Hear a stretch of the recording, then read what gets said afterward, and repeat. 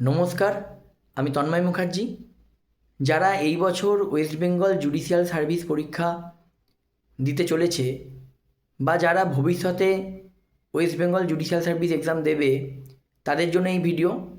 ছোট্ট ভিডিওতে এটা শুধু বলবো যে জিকে, কারেন্ট অ্যাফেয়ার্স, বাংলা আর মুসলিম ল, এই তিনটে পেপারই ডিসাইড করে দেবে কারা চান্স পাবে আর পাবে না।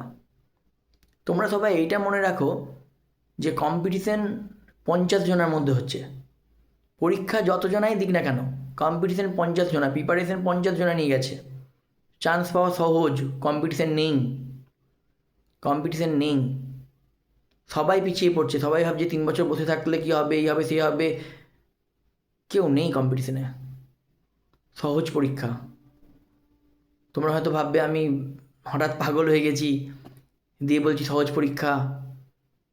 কোনো কম্পিটিশন নেই সেরকম বিশাল কিছু। সবাই পিছিয়ে যাবে। জিকে পরীক্ষা খারাপ হবে, সবাই ভাববে সব শেষ হয়ে গেল, আর পড়ে পড়ে কী হবে, পরীক্ষা দিয়ে কী হবে। সবাই ওখানেই 50% শেষ হয়ে যাবে।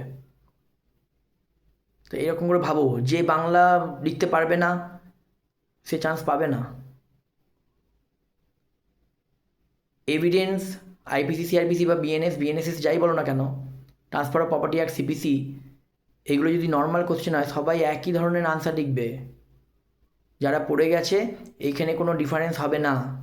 ডিফারেন্স যদি হয় তাহলে বাংলা, জিকে আর মুসলিম লতেই হবে। এইগুলোই ডিসাইড করবে কে চান্স পাবে আর পাবে না। আমার যেটা ওপিনিয়ন আমি সেটা তোমাদেরকে জানালাম। ভালো করে পড়ো। All the best.